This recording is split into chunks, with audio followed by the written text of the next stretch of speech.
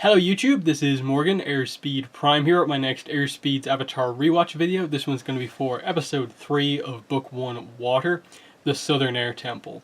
So yeah, this is obviously in the last video I said, whenever you recommend the show to people, instead of just showing them the first 2 episodes, I always say when I tell people how to recommend it to other people, is show people the first 3 episodes. I think this episode is so important to just getting things going within the series that I think it just is one you have to show them immediately, because I think it has an emotional depth, a character depth that I wouldn't say is missing from the first 2 episodes, but definitely helps to clarify a lot of things just with regards to kind of making it clear about the whole Last Airbender thing and the fact that there was an air nomad genocide, that the war was this thing that had a huge effect on the world. And then on the Zuko side of the episode, just the idea that he was the villain in the first 2 episodes. A little bit of depth, hinted at. But here, just very clearly presenting that, like, Zuko's kind of not really the Fire Nation in a way. He's ultimately trying to kind of get back his place in the Fire Nation, but for the most part he is a third party in the war in a way. In that he is so focused on, like, Aang, he doesn't necessarily, as far as we're aware, care massively if the Fire Nation wins the war or not. He just wants to capture the Avatar, get his honor back, and get the kind of respect and honor from his father. And immediately just the idea of presenting Zhao as this villain for the first book of the show, that he actually represents the Fire Nation. Here's someone who believes in the Fire Lord, cares about the Fire Nation winning the war, and is kind of just hunting Aang at his decision to basically start hunting Aang at the end of this episode to kind of get one over on Zuko, and kind of also just to improve his position with the Fire Lord. So a lot of important stuff here. The other notable thing about this episode is it's the first episode of the series animated by Dior Movie, which is obviously the secondary animation studio for book 1. It changes, the secondary animation studio changes for book 3, but Dior Movie is around for the first 2 books. And this is their first episode, and I think here there's not too much of a problem. You can sort of tell that the style is a little bit different in the way that some of the faces are done. And to me, I always tend to point this out just because no one ever really complains about the difference in animation studios on Avatar, but everyone complains about book 2 from Korra and the different animation studio. Even though, in my opinion, I would say, like, Studio Pierrot do much better work than, say, DR Movie do on the majority of their episodes. And to a degree, even Moy Animation, who are the other secondary studio who come in for book 3. And it's just like, it's only because it was such a big news topic at the time that people are so aware of Studio Pierrot and Korra, and then no one's aware that Avatar actually has like 3 animation studios, not just one. And no one, you don't really see too many people complaining about the non-JM animation animated episodes of Avatar, but everyone does it for Korra. So, just an interesting thing to note, which episodes have the good studio, which ones don't, and just kind of keep track of that. But yeah, this episode I think is really, really good. Definitely one of the best episodes of the book. It's up there with the likes of The Storm, and the finale, and then a couple of other episodes. Perhaps not the best, but definitely one of them. And I think I like the simplicity of it, in that it's just 2 plots, and basically half the episode for one, half the episode for the other one. It's Aang returning to the Southern Air Temple, Katara and Sokka, like, how much should they tell Aang about what they know about there not being airbenders around, versus how much should they kind of keep from him so that they don't just immediately upset him. And then on the other side of the episode, just Zuko having to stop to get his ship repaired, and the introduction of Zhao, and how kind of just, you kind of reinterpret kind of how you feel about Zuko at this point in the series. That he goes from being the villain to actually being, like, you are rooting for Zuko in his side of the episode, whereas you were rooting for our heroes against Zuko in the first 2 episodes. And it's impressive that this episode manages to get that across in presenting Zhao as such a kind of unlikable character that you want Zuko to beat him, but also just presenting such interesting kind of sides of Zuko in what they reveal about him, that, the banished prince, like, you're not meant to be here, Zuko's doing all of this to get, the respect of his father back, getting his honor back. But as Zhao kind of points out, as I think a lot of people would obviously naturally assume, if he actually cared about Zuko, Ozai, his father, why wouldn't he just let him return? Why banish him for like years, multiple years, on this fool's errand as far as everyone's aware, who isn't aware that the Avatar is back?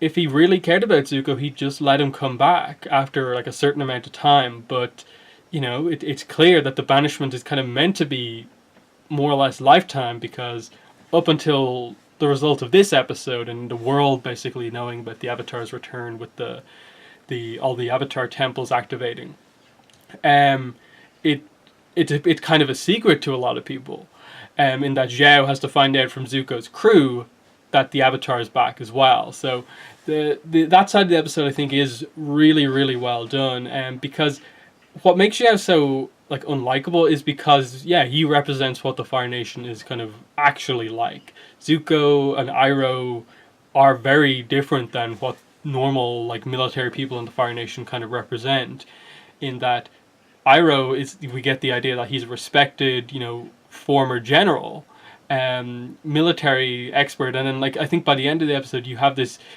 really big hint about just how powerful Iroh actually is. Like, he hasn't been given the crazy titles just yet. No one's kind of treated him with the level of respect that like he is arguably the most powerful firebender in the show, but that's clearly what he is. Like, what he does to Zhao at the end, just immediately blocking that powerful attack and sending him flying, just using a fraction of his power, just defensive firebending, blocking that attack, speaks to just like, if this was an Agni Kai between Zhao and Iroh would have won that battle so easily. But definitely, I think one of the best things was how they did the visuals and the referring to Zuko's scar. Such a like unique and important part of his design that like, without saying as much, you are basically saying that Zuko had a previous Agni Kai with his father, lost, and was burned in the face by his father. So I love the hint of that they pretty clearly kind of tell you that that's the case without just saying it out loud, and I think it's so well done. Like Iroh saying, did you forget what happened last time you dueled a master and you cut to Zuko the side of his face with the scar? I will never forget, of course, because it's a permanent scar. And that is such a well done thing, as well as just presenting the idea of what an Agni Kai is. They don't go into incredible depth in terms of explaining like that it is this kind of honor duel that is such an important part of the culture of like Fire Nation, with regards to them being kind of prideful and this kind of duel that they have.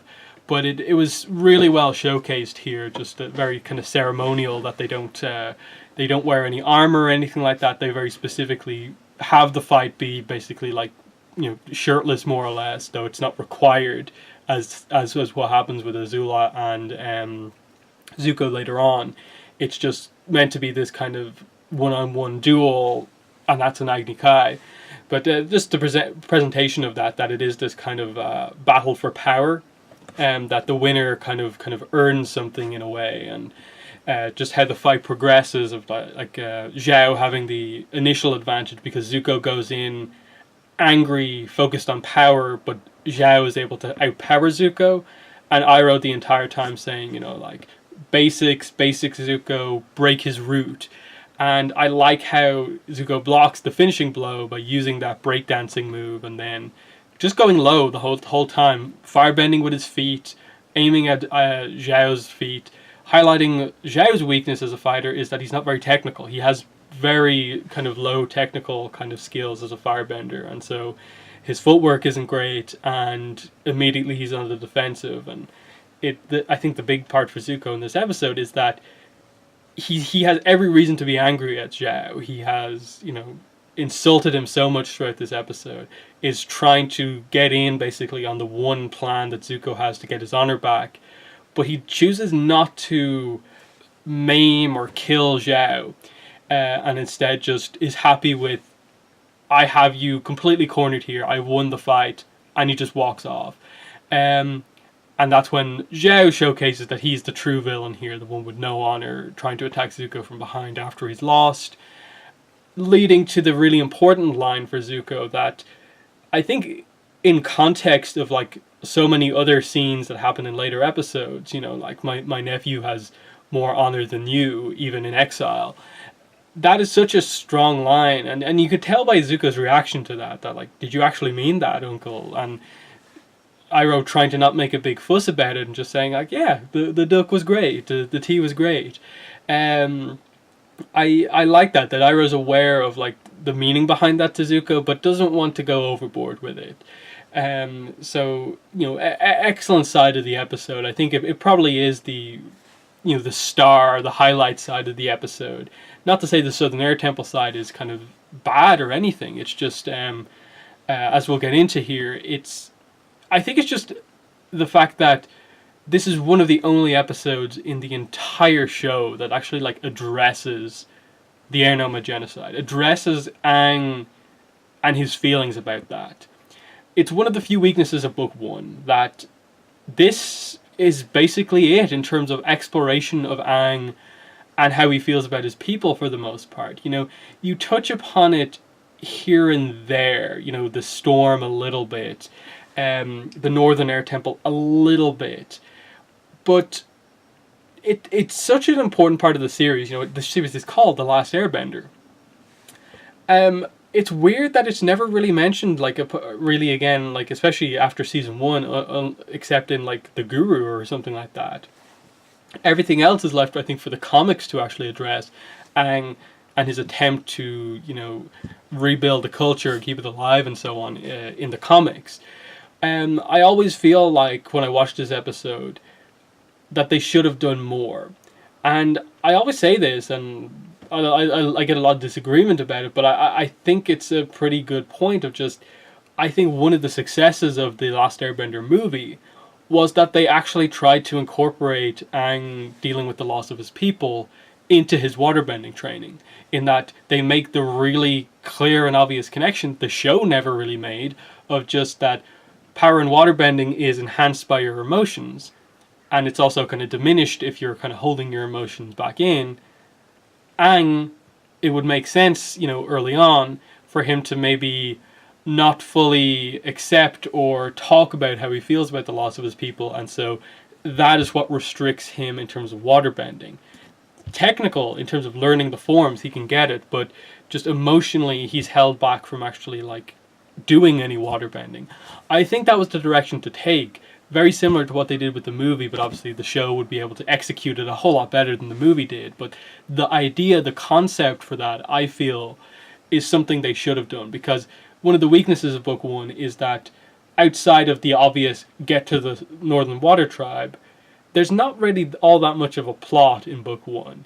You have your key points of like, episode 5 we learned about Ozai, episode 7, 8 we learn about the comet, and then it's just like towns, characters, until we get to the Water Tribe, and that's the last 3 episodes. There needed for me to be a bit of a character arc, something a bit more continuous between the episodes, from the middle point of the season to the end of the season, and I think they could have done something like that with Aang dealing with the loss of his people. Maybe have the Northern Air Temple, episode 17, be the episode where you resolve that, so he's actually kind of open going into his waterbending training. Or you do something very similar to the movie, and it takes maybe him connecting with the ocean spirit, connecting with his actual feelings about things, and that being the moment where he fully unlocks waterbending and is able to, use it effectively. That's something I'll always give the movie some level of credit for, making that really clear connection, adding a plot to Aang learning waterbending, because, as I'll get into as the episodes progress, Aang learning waterbending is just a kind of like, he's really good at it, he gets waterbending, no problem.